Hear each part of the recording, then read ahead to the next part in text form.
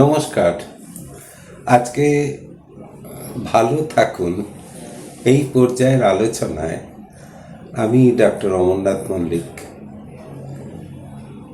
আজ আলোচনা করছি যে অন্যদের কাছ থেকে সহায়তা বা সাহায্য পাওয়া।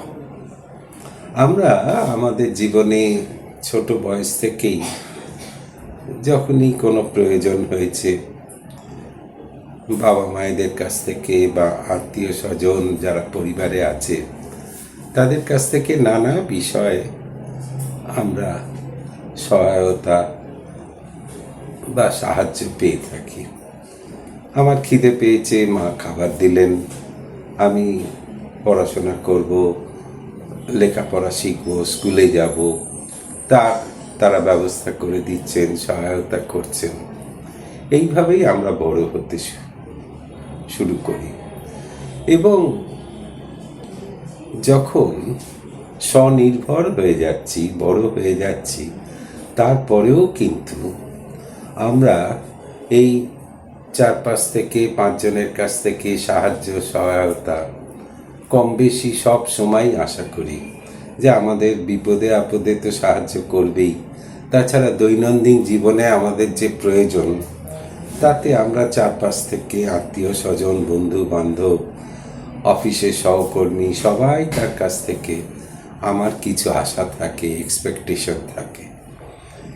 কিন্তু আমরা অনেক সময় ভুলে যাই যে সবাই আমাকে সাহায্য করবে, সহায়তা করবে, আপদে বিপদে এগিয়ে আসবে, সব সময় তারা আমাকে সাহায্য করবার জন্য উন্মুখ হয়ে থাকবে যেন। কিন্তু আমরা কি তাদেরকে সব সময় সব ব্যাপারে সহায়তা করে থাকি? আমি কি অন্যের প্রয়োজনে সেইভাবে এগিয়ে যাই, সহায়তা করি, তার আপদে বিপদে সেইভাবে সাহায্যের হাত বাড়িয়ে দিই? এটাও কিন্তু বুঝতে হবে, কিছু পেতে গেলে কিন্তু কিছু দিতে হয়। আমরা অনেক সময় সেটা কিন্তু ভুলে যাই। আমরা ভাবি আমাদের চারপাশে যারা আছে তারা সব সময় আমার যা ইচ্ছে, আমার মনের মতন তারা সব কিছু করবে, সব কিছু সহায়তা করবে। সে খুব ক্লোজ রিলেটিভই হোক, আত্মীয় স্বজন হোক, বন্ধু বান্ধব হোক। কিন্তু তাদের যখন প্রয়োজন হয়, তাদের কি সুবিধে কি অসুবিধে সেটাও তো আমার ভাবার দরকার। কিন্তু দুর্ভাগ্যবশত আমরা অনেক সময় এত স্বার্থপর হয়ে যাই যে শুধুই নিজের চিন্তায় আত্মমগ্ন থাকি।